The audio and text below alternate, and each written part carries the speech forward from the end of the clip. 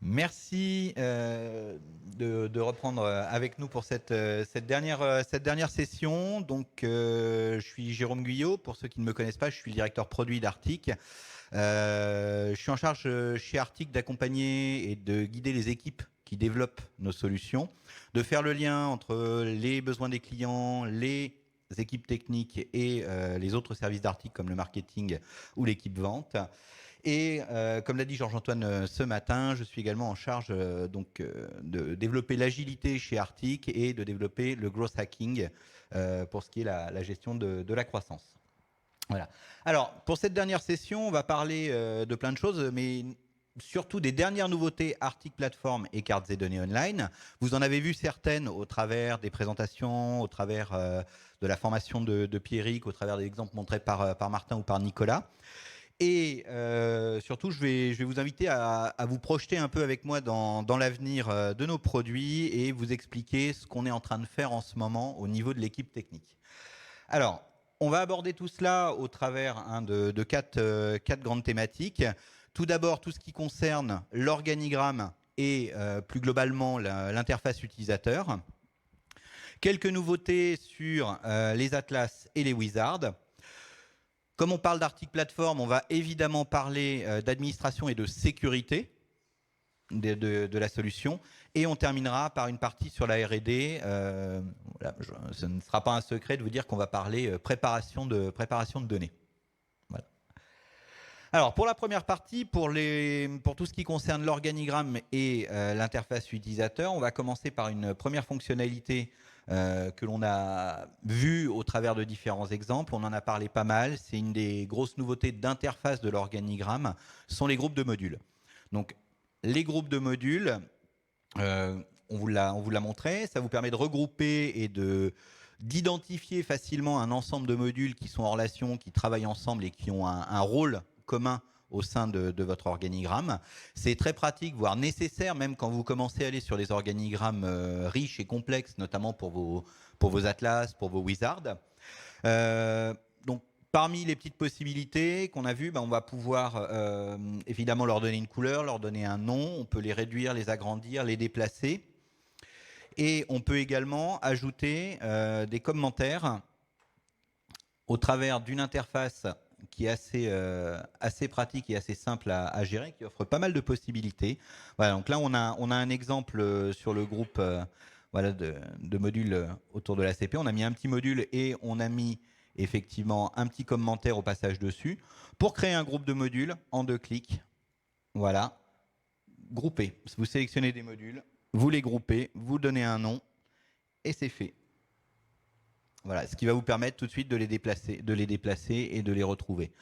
Vous pouvez interagir avec ce groupe de modules assez facilement. Si vous voulez exclure un module du groupe, simplement vous le sélectionnez, vous dégroupez.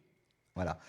Pour ce qui est du paramétrage, très simple, on peut le renommer, ajouter le fameux commentaire avec une interface de type WYSIWYG, donc qui va permettre de visualiser tout de suite le résultat graphique de vos modifications, mettre en gras, insérer des images, des liens cliquables, des tableaux, et même avoir des styles prédéfinis de texte et de titre.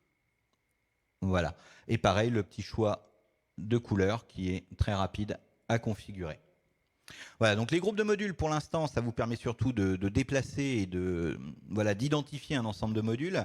Sachez qu'on réfléchit aussi à vous permettre de les sauvegarder, de les copier-coller très facilement d'un organigramme à un autre pour déplacer, cette fois-ci, un processus entre un organigramme et un autre.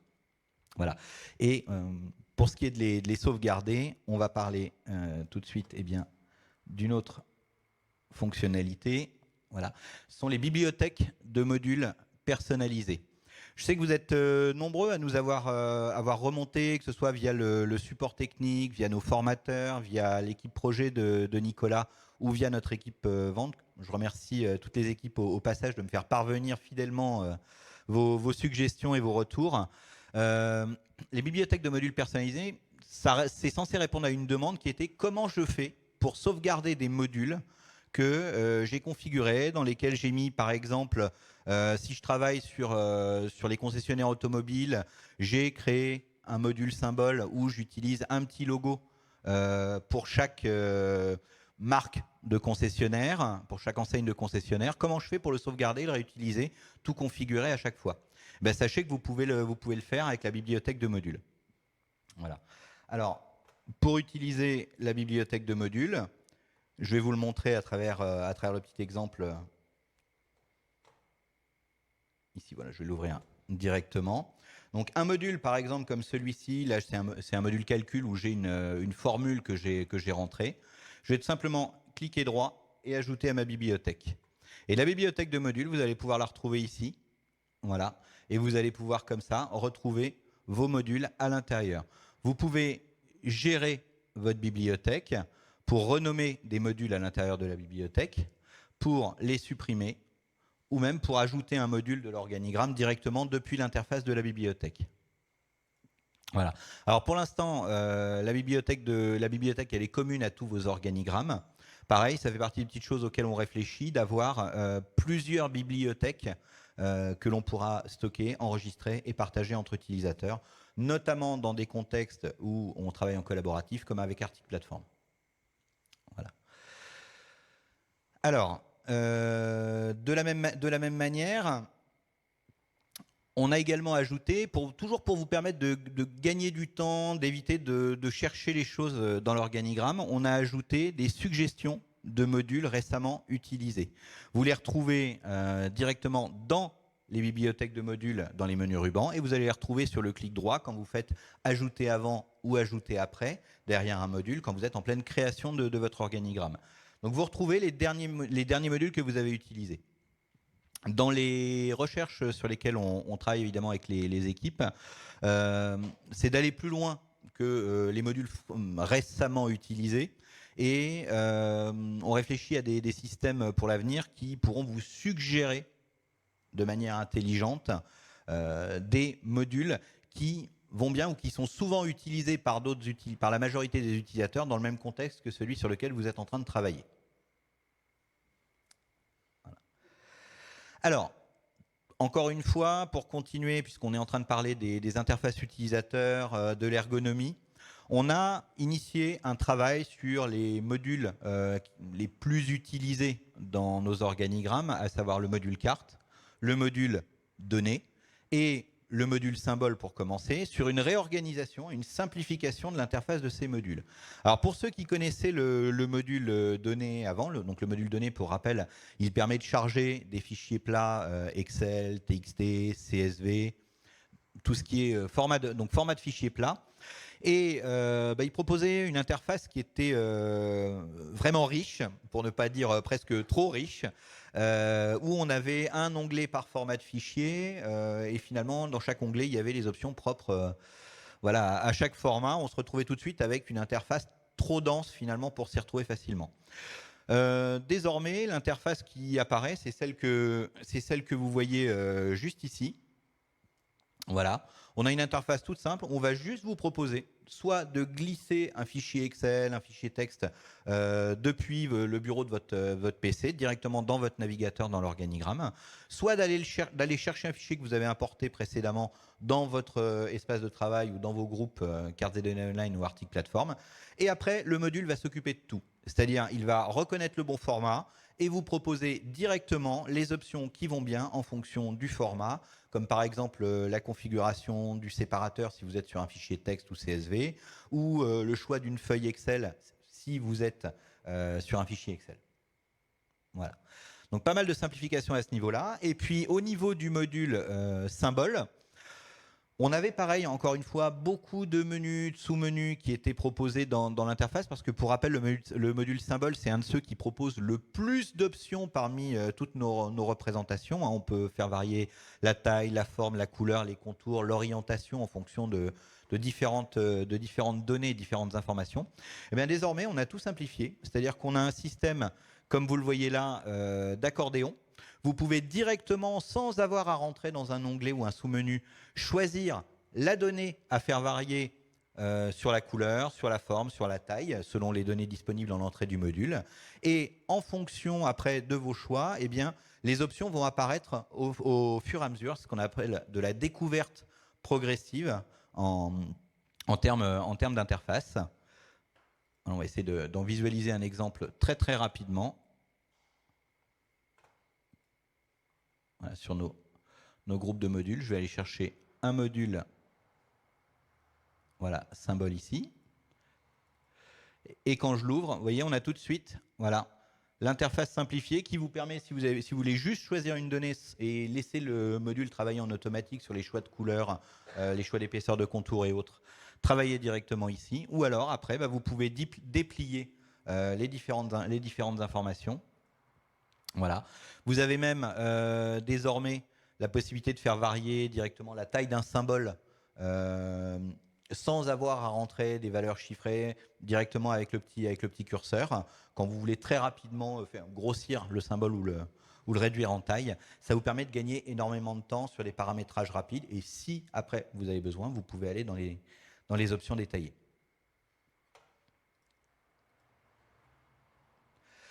Alors, une autre nouveauté dont on avait commencé à en parler lors de notre événement précédent en septembre, beaucoup d'entre vous l'utilisent, c'est le module fond de carte personnalisé. C'est vrai que jusque très récemment, dans carte et données, dans l'organigramme, on pouvait aller chercher un fichier de fond de carte existant, on pouvait le charger et l'utiliser tel quel. Mais dès qu'on voulait dessiner son propre fond de carte ou modifier un fond de carte, simplement par exemple pour positionner un point quand vous êtes en train de faire une simulation d'implantation d'un service ou d'un nouveau point de vente par exemple, eh bien ça n'était pas très simple à faire. Désormais, on a le module fond de carte personnalisé qui va vous permettre très facilement de créer directement des points, des lignes ou des polygones sur la carte à main levée et qui va vous permettre comme ça de très rapidement de dessiner une zone si vous voulez faire un comptage, une agrégation, un nombre d'entreprises dans une zone à main levée. Si vous voulez positionner un point de magasin en plus ou un nouveau commercial pour simuler le point de départ de son territoire en termes de sectorisation, vous allez pouvoir le faire avec ce module fond de carte personnalisé. Jusqu'à maintenant, on pouvait dessiner des nouvelles entités, points, lignes, polygones. Mais on a ajouté une option supplémentaire qui permet d'aller modifier des fonds de carte existants et finalement de retravailler les contours des territoires qui vous sont proposés, par exemple dans les produits Cartic France administratifs, sur les communes, les cantons, les codes postaux, même les quartiers iris. À quoi ça sert ? On a des personnes, par exemple, qui ont besoin de faire de la sectorisation, qui découpent une ville en deux. Mais ce découpage de la ville ne va pas, par exemple, suivre des limites administratives ou des limites de quartier iris. Par exemple, on va dire au nord de l'autoroute ou au sud de l'autoroute. Voilà. Et ça, il suffit que les iris ne suivent pas ces contours-là et vous allez vous retrouver bloqué pour faire ce découpage-là. Grâce à ce module fond de carte personnalisé, je vais aller ouvrir un exemple tout de suite. Voilà, en édition de fond de carte. Alors, il va falloir juste que je ferme quelques documents.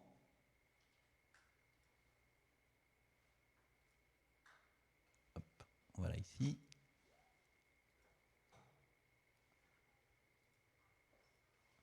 Voilà, je vais pouvoir l'ouvrir. Je vais avoir le choix, comme on l'a dit, de créer de nouvelles entités, ou je peux aller choisir un fichier. Donc là, par exemple, je vais aller dans les ressources, dans le Cartic France administrative, dans les départements. Voilà, on va prendre l'Indre-et-Loire. Je vais prendre, par exemple, les communes d'Indre-et-Loire. Voilà, qui apparaissent ici. Et très rapidement, vous voyez, je peux accéder et modifier un contour pour aller isoler, dessiner mon propre territoire. Voilà. Je vais pouvoir remodeler comme ça complètement les contours des fonds de carte existants, les enregistrer sous la forme d'un nouveau fichier, et comme ça avoir des découpages qui ne suivent pas forcément les limites administratives, mais qui obéissent aux besoins de mon étude.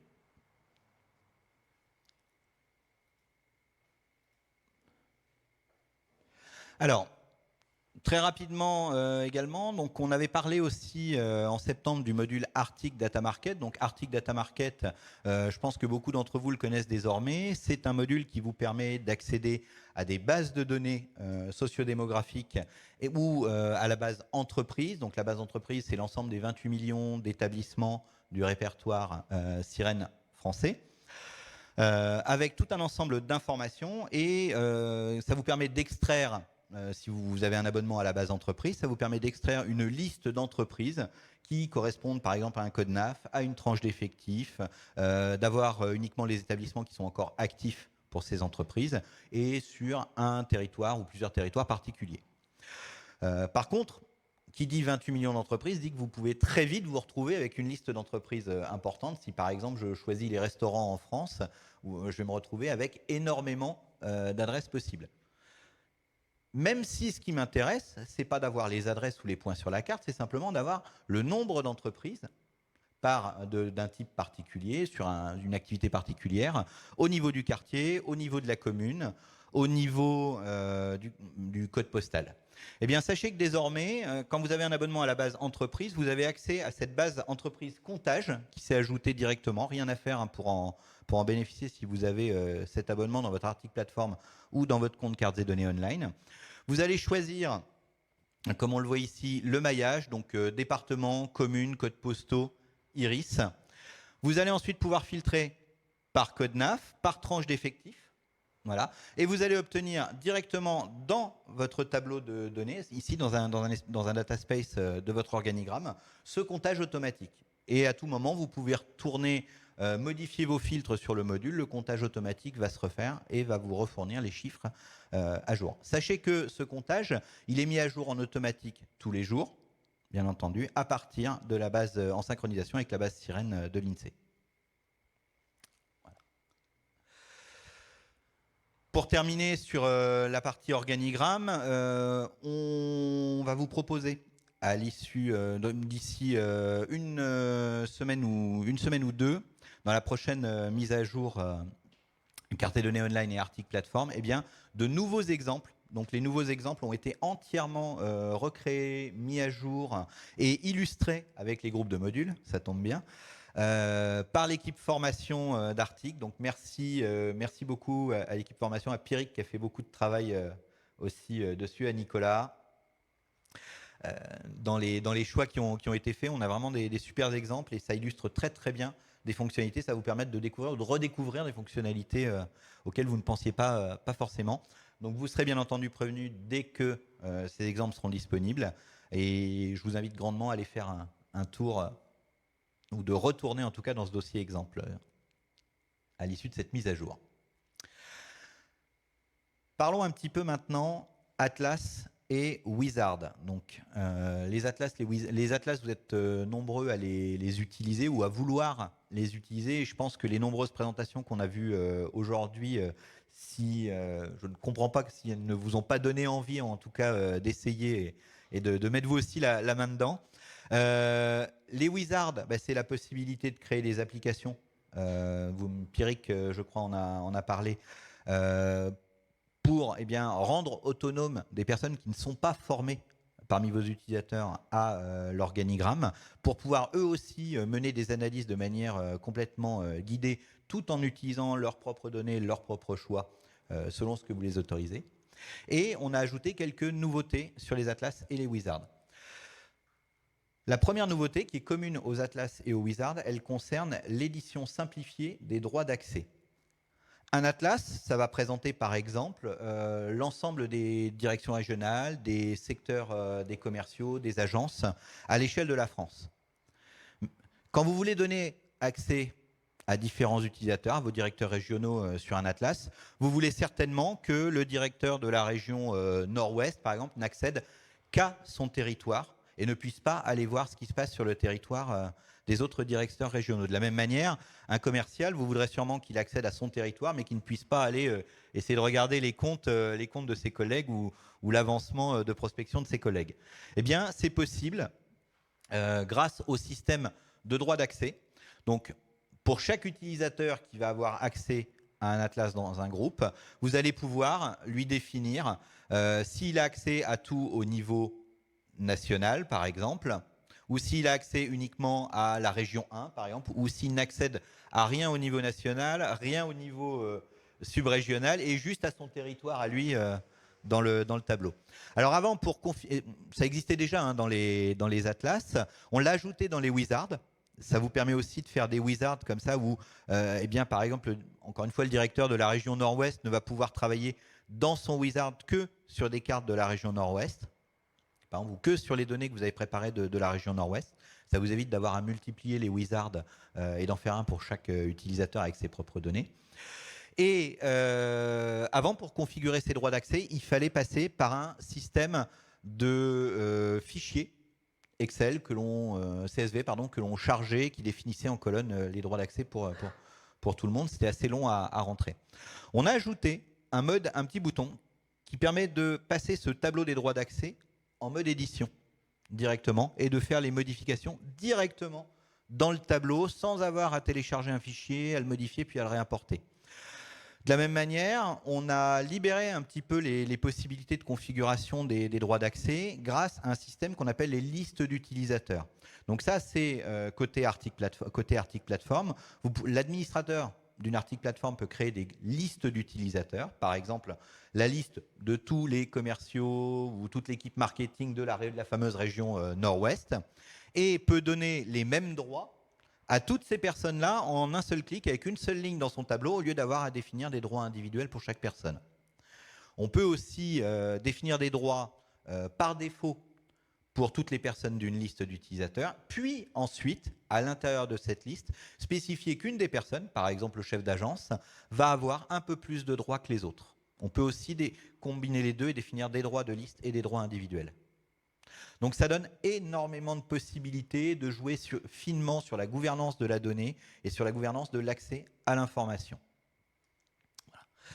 Alors de la même manière, au niveau des atlas, on a essayé encore une fois de vous simplifier la vie dans la configuration de vos atlas. Il y a une fonction dans les atlas qui s'appelle la navigation latérale. Donc la navigation latérale, c'est par exemple, je suis sur une région ou sur un État américain, par exemple, comme dans la copie d'écran ci-jointe, et je peux changer d'état sans avoir à remonter au niveau national puis à redescendre à l'intérieur de l'État d'à côté ou de la région d'à côté, tout simplement en cliquant sur une autre région à côté. C'est ce qu'on appelle la navigation latérale. Quand on configure de la navigation latérale sur un atlas, il y a des petites astuces d'optimisation qui permettent de faire en sorte que on n'ait pas le même fond de carte qui soit utilisé 50 fois et que le poids de votre atlas, en termes de taille informatique, j'entends, ne devienne énorme. Donc, désormais, quand vous configurez un atlas, si la page de configuration détecte que vous avez cette possibilité d'optimisation, elle va vous le suggérer directement au moment de générer l'atlas, au moment d'enregistrer l'atlas. Voilà. Et vous allez pouvoir comme ça éviter de multiplier la place prise dans votre compte cartes et données online ou sur votre article plateforme.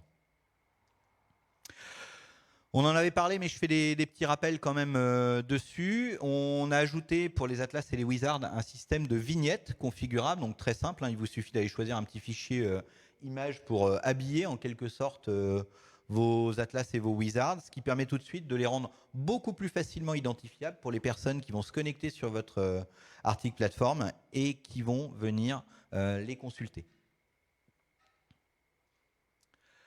On en a parlé évidemment ce matin avec l'exemple de Martin et de Mélissa sur l'Atlas Covid. Ce sont les animations temporelles qu'on avait présentées en septembre en toute première version bêta, c'était les balbutiements. Ça avait été développé à la main par mon équipe à l'époque. Depuis, c'est une fonction qui a été mise en standard dans les paramètres avancés qui sont accessibles aux experts, aux personnes qui ont un abonnement expert carte des données online ou article plateforme. Et vous pouvez très facilement régler la vitesse de l'animation et choisir surtout la façon dont l'animation apparaît, soit sous la forme d'un petit slider, soit sous la forme d'une liste déroulante, soit sous la forme d'une liste de couches que l'on va pouvoir cocher, décocher à volonté. Voilà, ce qui vous permet, grâce au petit slider, d'avancer ou de reculer, par exemple, dans le temps ou dans l'animation. Et pour finir, là, ce sont des petites modifications qui simplifient la vie, qui nous étaient demandées, mais qui sont un petit peu plus à la marge de l'interface générale. On a amélioré aussi la configuration des tableaux et des graphiques dans les atlas en permettant d'avoir des échelles customisables sur les graphiques, de pouvoir faire apparaître des arrondis dans les échelles des graphiques ou dans les tableaux de données, et de choisir la façon dont ces arrondis sont configurés. Voilà. On va parler un petit peu administration et sécurité sur Arctic Platform. Puisque Arctic Platform, on a eu le plaisir de le confirmer il n'y a pas longtemps avec Cartes et Données Online, bien entendu. C'est vrai que ce sont des applications qui sont plus sécurisées que la moyenne des applications similaires. En tout cas, c'est le résultat de notre dernier rapport d'audit de sécurité qui a été mené sur nos produits. On n'en doutait pas trop, mais c'est toujours plaisant de le vérifier. Donc ça veut dire que chez Arctic, la politique de sécurité qu'on essaye de mener sur nos produits porte ses fruits, et pour nous c'était un petit peu normal, puisque vous nous confiez, enfin en tout cas vous confiez à nos applications des données qui sont sensibles, des données qui sont précieuses pour vous, pour vos utilisateurs. Donc on a toujours à cœur très très très régulièrement de mettre à jour les technologies qu'on utilise pour suivre les failles de sécurité. Pour les failles de sécurité qui sont comblées, bien entendu. On a également ajouté un paramétrage qui permet, dans les Arctic Platform, de régler la complexité, la durée de vie des mots de passe. Ça, c'est l'administrateur qui peut régler le niveau de sécurité attendu sur les mots de passe. Et dans la dernière version, on a encore renforcé la protection contre ce qu'on appelle le cross-site scripting. Voilà. Une fois qu'on a, on avait déjà éliminé tout ce qui était faille possible et probable. Maintenant, on a été chercher même les choses qui sont complètement improbables, et on a ajouté un niveau de sécurité supplémentaire dedans. Donc rendez-vous sur la mise à jour officielle de juin-juillet qui va sortir là fin du mois. Voilà. Au niveau du back-office Arctic Platform, je vous ai parlé de liste utilisateur. On a ajouté également une liste automatique qui s'appelle la liste All Users, qui permet tout simplement d'avoir une liste où tous les utilisateurs Arctic Platform sont ajoutés automatiquement.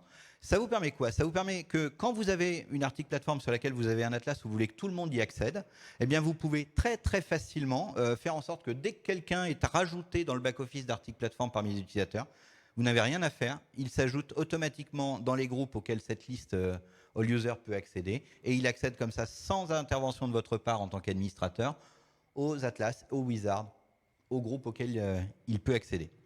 On a également configuré pour les utilisateurs qui ont une Arctic Platform qui utilise de l'authentification unifiée, du SSO, la possibilité de définir un rôle par défaut, puisque en SSO, une nouvelle personne qui s'inscrit, il faut lui définir si elle est juste explorateur, si elle peut juste venir consulter, ou si elle peut venir créer des contenus, des cartes, des analyses elle-même.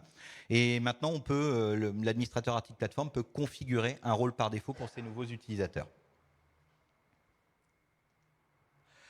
Alors, je vais terminer en parlant un petit peu de R&D, et puis on va faire écho à ce que Martin disait ce matin sur la data prep, en vous donnant déjà un petit peu de contexte.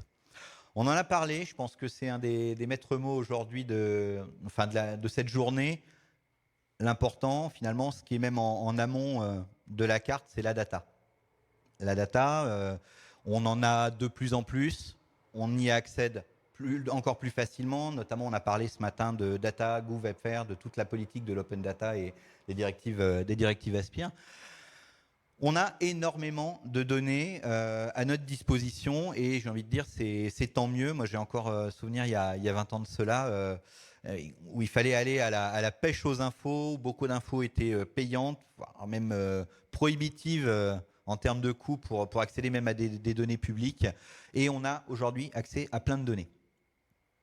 Par contre, qui dit accès à plein de données dit aussi plein de sources différentes. Les formats de données se sont multipliés. types de connexions pour les récupérer se sont multipliés également. Vous pouvez maintenant accéder à des données qui sont stockées dans des bases de données relationnelles, dans des bases de données non relationnelles, accessibles via des API, via de l'export de fichiers plats. On a énormément de sources et de formats à gérer. Voilà. Alors, jusqu'à maintenant, on avait dans l'organigramme de cartes et données des modules qui nous permettaient déjà, j'allais dire, d'ajouter, d'importer des données, le module données, le module base de données. Et l'organigramme finalement faisait cela très bien pour des volumes de données qui étaient jusqu'ici raisonnables ou en tout cas cartographiables. L'organigramme, c'est, j'allais dire, le cœur de notre logiciel depuis sa création par Georges-Antoine. L'organigramme, c'est un mode de création qui est, je parlais d'agilité, qui est taillé pour la complexité. Et l'agilité, pourquoi je parle d'agilité? Parce que l'agilité, c'est un moyen finalement d'appréhender et de répondre à la complexité. Répondre à la complexité, ça nécessite quoi? Ça nécessite finalement de ne pas tirer des plans sur la comète, ça nécessite d'expérimenter, de tester, d'avancer pas à pas, de se tromper, d'apprendre et de recommencer grâce à ce que l'on a appris. Et justement, ce système d'organigramme, il s'oppose directement à tout plein d'applications, ce que j'appelle les applications tunnels, qui sont beaucoup plus simples à utiliser en termes d'apprentissage, en termes d'interface, qui nécessitent peut-être moins de temps de prise en main, mais qui finalement ne vont pas vous laisser sortir d'un chemin qui a été tracé pour vous et qui ne vont finalement pas vous permettre de traiter les spécificités du besoin de tel client, de tel métier, de telle problématique. L'organigramme, c'est ultra personnalisable, ultra configurable et ça vous permet, j'allais dire, de traiter un nombre de problématiques inimaginables. Par contre, ça nécessite effectivement d'être pris en main. Et l'organigramme, il a aussi quelques petits défauts qui sont inhérents à son concept même tel qu'il est fait actuellement. C'est un processus, c'est un workflow, donc c'est un processus séquentiel. À chaque fois finalement que vous modifiez quelque chose, vous réexécutez presque toutes les étapes qui constituent votre organigramme. Ça veut dire qu'on va aussi reproduire tout le processus de chargement des données à chaque fois qu'on fait une modification. Donc vous voyez tout de suite où je veux en venir. Si vous avez des gros volumes de données, à chaque fois que vous allez modifier quelque chose ou vouloir changer un paramètre, vous allez aller recharger tous vos gros volumes de données. C'est sa façon de fonctionner depuis toujours. C'est intéressant parce que vos données sont rafraîchies, mais ça n'offre pas beaucoup de réactivité à chaque fois qu'on veut modifier un élément, ou si on veut mettre à jour ces données souvent. L'organigramme, il a aussi un autre biais, en tout cas dans sa forme actuelle, c'est que c'est lui aussi qui génère le dessin de la carte. Donc, à l'issue de son processus de traitement, c'est lui qui dessine les couleurs, les symboles, et il le fait finalement à la fin de son exécution. Donc ça veut dire qu'à chaque fois que vous voulez changer une couleur, vous êtes obligé de le réexécuter, une couleur, un symbole ou autre, vous êtes obligé de le réexécuter. Pour répondre finalement, pour pouvoir contourner ce besoin finalement de ne pas recharger toutes les données, de travailler avec des gros volumes de données et d'avoir un rendu finalement qui est plus dynamique et qui n'est pas dépendant de l'exécution de tout l'organigramme, Georges-Antoine, qui aime bien, ça c'est un secret pour personne chez Arctic, qui aime bien challenger ses équipes, nous a demandé de réfléchir à une refondation de cartes et données. Je ne parle pas de réécriture, parce qu'une réécriture, ça implique souvent que vous allez recréer quasiment un produit identique à celui que vous avez déjà à côté, simplement sur de nouvelles bases technologiques. Et que pendant ce temps-là, les gens qui sont utilisateurs ou clients de votre produit existant, ils n'ont plus qu'à attendre finalement que vous ayez terminé. Voilà. Et souvent, c'est un processus qui est très long avant d'avoir un produit utilisable. Donc on parle bien de refondation. Jean-Antoine nous a simplement demandé, nous a dit comment on peut faire pour que dans carte et données actuelle, on puisse travailler avec des gros volumes de données, qu'on puisse mener des analyses, des calculs, des transformations sur ces gros volumes de données ou sur des cartes très importantes. Je pense par exemple aux 2 millions et quelques de carreaux du carroyage INSEE, à des millions d'entreprises, comme on parlait des 28 millions d'entreprises du répertoire SIRET. Voilà, on parle vraiment de cette volumétrie-là. Comment on fait pour travailler là-dessus, que n'importe qui puisse travailler facilement là-dessus dans carte et données, et qu'en plus, eh bien, si on modifie quelque chose dans les données, tout de suite, le rendu se régénère et soit dynamique et quasiment en temps réel pour l'utilisateur. On a dit défi accepté. En tout cas, mon équipe a choisi de le relever, a commencé à travailler là-dessus, en échangeant beaucoup aussi avec l'équipe projet, donc l'équipe de Nicolas, de Martin, qui travaillent au quotidien, eux, sur des volumétries similaires dans les développements spécifiques.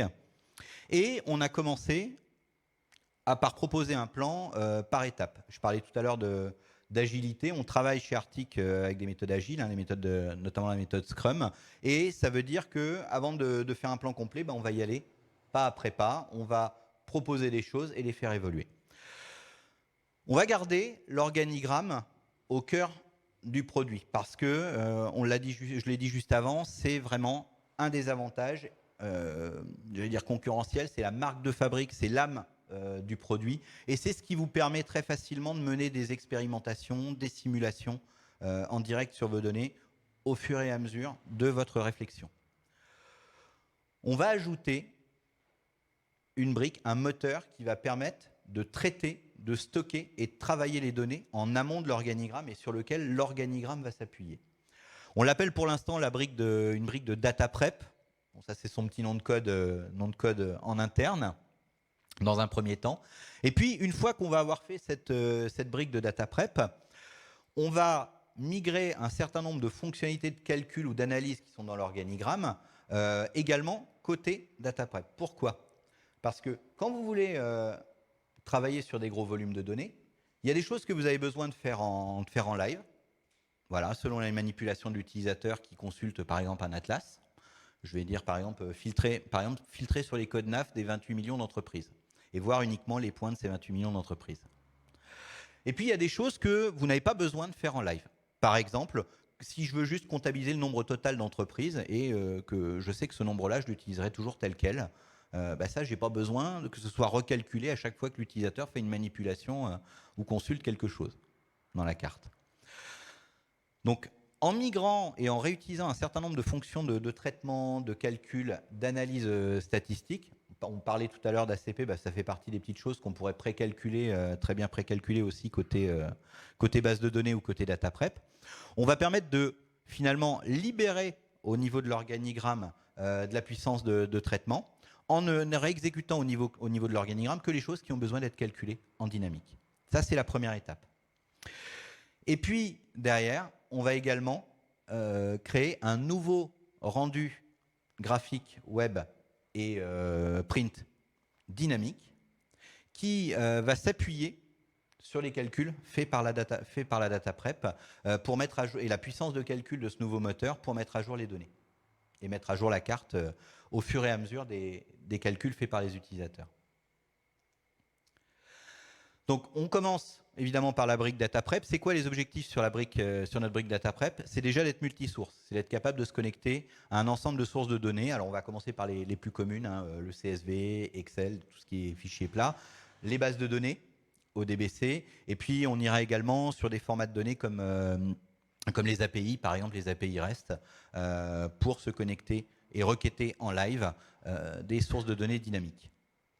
Être capable, évidemment, ça on l'a dit, c'est le maître mot, de traiter de la volumétrie et de travailler sur des gros volumes. Je parlais des 28 millions d'entreprises, également des fonds de cartes complexes qu'on va stocker dans cette base de données, dans cette data prep, comme les iris, les carreaux INSEE, pourquoi pas le cadastre français en entier, directement à la parcelle cadastrale. Et l'idée également qu'on veut ajouter dans la data prep, c'est de vous simplifier la vie sur une épine dans le pied que beaucoup de nos utilisateurs rencontrent. C'est, vous avez plein de données, vous avez plein de fonds de cartes, mais maintenant, comment vous faites pour lier tout ça et comment vous faites pour relier tout ça? Exemple, vous allez extraire de votre CRM, par exemple, une liste de factures qui sont liées à un code client, et puis vous allez extraire une liste de clients. Et puis vous dites derrière, bah moi ces factures, je veux le total de mes factures ou le nombre de mes factures par code iris ou par quartier iris. Bah, ça implique quand même pas mal de liaisons dans un organigramme actuel ou dans n'importe quel outil d'ailleurs de base de données. Il faut charger les différentes tables, il faut trouver le point commun ou le code commun entre les différentes tables. Il va falloir faire pas mal d'opérations. Un géomaticien, comme disait Martin, ou quelqu'un qui s'y connaît en base de données va savoir le faire. Mais si on veut que tout le monde puisse le faire, bah, il faut qu'on propose un système de liaison intelligente dynamique. C'est-à-dire que quand vous allez mettre une carte, par exemple, de quartier iris et une carte de département, eh bien, on veut que la data prep elle puisse directement créer une correspondance entre les deux sans que vous ayez à faire une manipulation. Quand vous importez vos factures et que vous importez votre liste de clients, s'il y a un code commun, on veut qu'il y ait une liaison dynamique qui se crée. Et évidemment, si vos clients ils sont géolocalisés à l'adresse dans la rue, ça veut dire qu'ils ont une position géographique et on veut que le système les lie automatiquement aux iris, aux départements, aux codes postaux, à tous les autres niveaux géographiques sur lesquels vous allez travailler. En gros, on veut vous libérer finalement de tout ce travail fastidieux de mise en relation des données et des cartes pour que vous puissiez vous concentrer sur la partie analyse et sur votre métier. On veut aussi pouvoir faire du rechargement partiel ou sélectif, c'est-à-dire qu'on ne soit pas obligé de recharger à chaque fois que vous actualisez les données, qu'on ne soit pas obligé de recharger des choses qui n'ont pas changé. Hein, la carte des iris, par exemple, ou les données du recensement, elles changent une fois par an. Vous n'avez pas besoin de les recharger dans vos organigrammes à chaque fois que vous réexécutez ou un paramètre ou que vous changez une virgule dans un calcul. Voilà. On veut donc que seules les données qui ont besoin d'être mises à jour régulièrement puissent être rechargées, et ça veut dire pouvoir mettre en place des stratégies de rechargement tableau par tableau ou donnée par donnée, source par source, dans une data prep. Évidemment, Martin en a parlé, on veut pouvoir faire du contrôle d'intégrité ou mettre en place progressivement des règles métiers, des conditions qui vont permettre de vérifier que les données que vous venez de charger sont les bonnes ou vous mettre des alertes. Et tout ça, on veut que ce soit intégré à notre produit carte et données existant et pas que ce soit un produit séparé ou que ça vous oblige à changer complètement de logiciel pour le faire. Donc pas mal de challenges à relever. Alors on a déjà commencé, hein, je peux vous montrer des premières ébauches. Donc pour l'instant, on a une première interface de chargement qui vous permet d'aller chercher un fichier. On parlait tout à l'heure d'encodage qui pose problème. On parlait du TF8. Ben, on va pouvoir choisir les encodages, choisir les séparateurs. Et puis au fur et à mesure, on va sélectionner les données qui vous intéressent, les catégoriser. Puis au fur et à mesure, tout ça qui est manuel là, dans cette première version de travail sur laquelle on est, va devenir de plus en plus automatisé et simplifié. Voilà. Et puis, voilà, pour l'instant, on n'en est encore qu'au niveau des maquettes, mais on veut que votre process finalement de chargement et d'association ou de transformation des données, vous puissiez lui aussi le modéliser avec un organigramme. Voilà, de façon à pouvoir le sauvegarder, à pouvoir le réutiliser sur d'autres sources de données, à pouvoir également le rejouer quand vous voulez et programmer son lancement automatique. J'ai parlé de rendu dynamique, je vais terminer en vous montrant, là c'est un prototype développé par mon équipe. Jusqu'à maintenant, vous connaissiez la possibilité d'afficher des points de clients ou des fonds de cartes complexes en utilisant ce qu'on appelle le drill down dans les atlas, c'est-à-dire je clique sur une région pour pouvoir accéder au département, je clique sur un département pour accéder aux communes, puis aux points. Voilà. Là ici, on a dans un seul visuel, on a plusieurs millions d'entreprises françaises, on a les 2 millions de carreaux INSEE, on a les 50 000 iris, les communes et les départements. Et tout ça, évidemment, va se recalculer automatiquement si je sélectionne certaines entreprises. Et les comptages, les couleurs, les données associées à chaque carreau, à chaque iris, à chaque département vont se recalculer automatiquement, simplement sur un filtrage dynamique. De la même manière, on veut que ce nouveau rendu dynamique puisse permettre de faire des simulations. Là, c'est un exemple où on fait de la sectorisation automatique, simplement en positionnant ou en créant dynamiquement dans l'atlas un nouveau point d'adresse, un nouveau point de vente, et que cette sectorisation elle soit calculée sur tous les niveaux géographiques, pas seulement au niveau des départements, qu'elle soit aussi calculée au niveau, par exemple, des communes, des iris, directement. Donc ce ne sont que des prototypes pour l'instant. Alors, ça fonctionne quand même en vrai. Voilà, on est assez confiant pour pouvoir vous le montrer. Voilà, là je zoome sur par exemple sur les quartiers iris ou les petits carreaux INSEE. Je sélectionne par exemple sur des tranches d'effectifs. Voilà, et la valeur de mes carreaux va se recalculer automatiquement à partir de ma sélection. Et je peux appliquer des sélections multiples, par exemple sur l'année de création. Et tout l'ensemble de mes niveaux géographiques, à partir de ces données directement au point d'entreprise, vont se recalculer. Voilà pour vous parler en quelques mots du futur de nos produits, ou en tout cas des travaux et des gros chantiers sur lesquels on est en ce moment. On avance petit à petit et on vous donne rendez-vous en tout cas cette année pour que vous puissiez commencer à voir et à tester les premières versions. Merci pour votre temps et pour votre attention.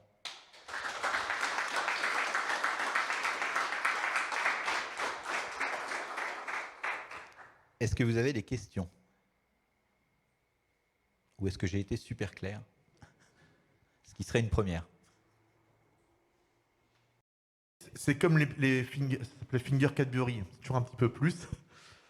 Sur les étiquettes, aujourd'hui, quand on passe la souris sur un ponctuel, on a généralement un identifiant et on peut mettre un nom en alphanumérique qui le décrit. Est-ce qu'il y a une fonction qui existe aujourd'hui, mais je ne crois pas, qui permettrait d'avoir 15-20 lignes qu'on aurait paramétrées avant dans l'étiquette? Alors oui, dans la version expert, ça fait partie des paramètres complémentaires. Vous avez plusieurs possibilités. Vous pouvez faire une infobulle, donc uniquement au survol. Vous pouvez faire des fiches au clic. Donc une fiche au clic, vous allez cliquer sur un point, par exemple, d'une station de pompage, on en parlait tout à l'heure dans votre exemple. Vous allez pouvoir faire apparaître une mini fiche d'identité avec un tableau, avec des graphiques, avec même des liens cliquables si vous voulez pour aller ouvrir un PDF, accéder au site web de l'opérateur. Et vous allez pouvoir également choisir comment elle va se comporter cette fiche. Soit elle s'ouvre une par une à la fois, soit vous pouvez en ouvrir deux côte à côte pour comparer deux points de stations de pompage sur le contenu de leur fiche, soit vous allez pouvoir les faire apparaître dans un volet bloqué sur la droite. Donc oui, c'est possible. Et donc c'est en relation avec le développement futur sur les liens entre données, si j'ai bien compris, entre tables. Est-ce qu'on peut imaginer, en étant sur une commune, on va parler un peu de politique, de trouver avec un élu et toutes les intersections entre différents territoires politiques, le canton, la mairie, la métropole et autres? Si vous les avez effectivement dans vos tableaux de données, oui, actuellement c'est possible. Dans la configuration d'une infobulle, d'une fiche au clic, vous pouvez déjà le faire et aller récupérer les données d'un autre tableau. Voilà. Je ne sais pas si on peut le... Tu as un exemple, Nicolas, sur lequel on peut le montrer peut-être rapidement? Je vais montrer sur le pilotage.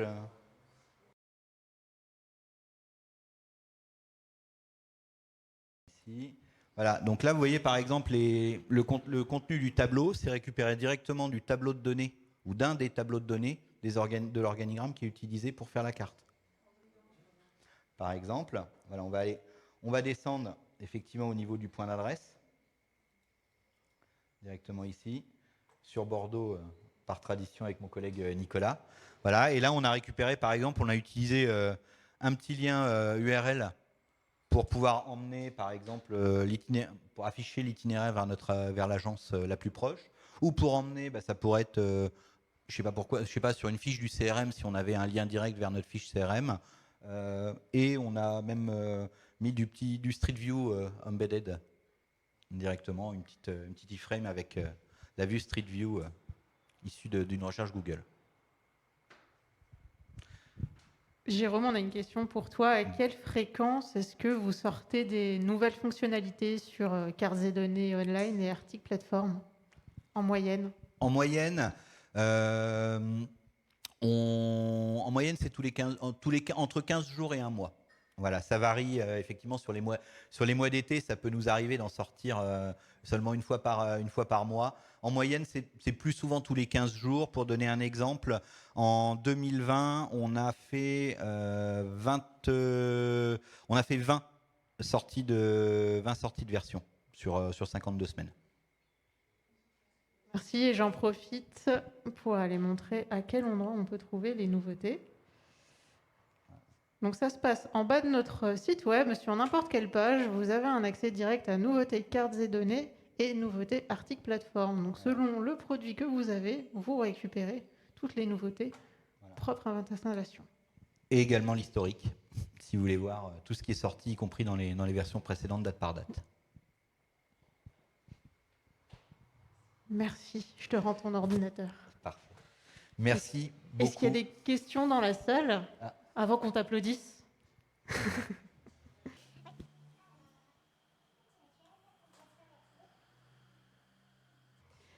Oui, je voulais demander par rapport au groupe. Est-ce qu'effectivement, alors je ne sais pas si vous avez dit qu'on pouvait copier en fait les groupes d'un organigramme à un autre. Alors, pas encore. Oui, ça va venir. Voilà. Quand on a besoin, par exemple, de faire d'un niveau à un autre pour les organigrammes, c'est vrai que si on a les mêmes groupes de modules. Alors, vous pouvez déjà sélectionner un ensemble de modules et les copier. Oui, les groupes, on avait besoin de faire les groupes et de valider que ça fonctionne avant de proposer la copie. Mais c'est déjà noté que ça fait partie des petites choses à faire. Sur les groupes, on a vraiment deux objectifs. C'est un, pouvoir les copier. Deux, pouvoir les sauvegarder et les partager.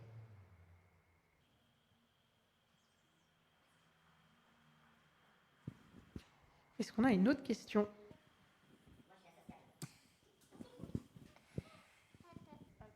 C'est la question des artisans qui mettent les mains dans le cambouis énormément. Moi, j'utilise beaucoup la version desktop pour des questions de sécurité et puis cette souplesse par rapport à la partie esthétique. Comment vous impactez les innovations sur la version desktop? Je sais qu'il y a des fonctions comme la carte personnalisée dessinée qu'on ne peut pas avoir sur le desktop. Alors, quand on peut le faire, oui. Tout ce qu'on peut, j'allais dire, porter sur desktop, en général, on le porte. Par contre, il y a certains modules ou certaines fonctionnalités qui font appel à des librairies, ce qu'on appelle les librairies web, c'est-à-dire quelque chose qui ne fonctionne que dans un navigateur ou en HTML. La version desktop, elle est développée en langage .NET, donc elle utilise certaines fonctions particulières, notamment pour l'affichage, le dessin des cartes, qui n'est pas la même chose que ce qu'on a dans un navigateur. On a deux technos différentes. Et il y a certaines technos qui sont complètement incompatibles et difficiles, en tout cas très difficiles à porter en desktop. Ça a été le cas de la librairie de dessin de fond de carte personnalisés.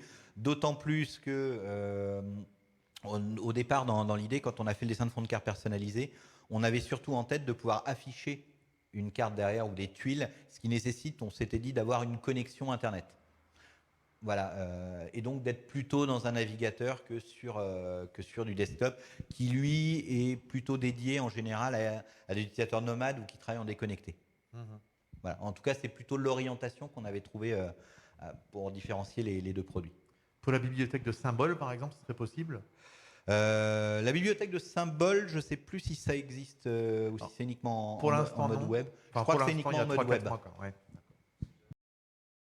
Quand on va travailler sur les nouveaux rendus, ça fait partie des choses, on en a déjà discuté avec notre équipe technique, qu'on veut vraiment porter dans le mode web.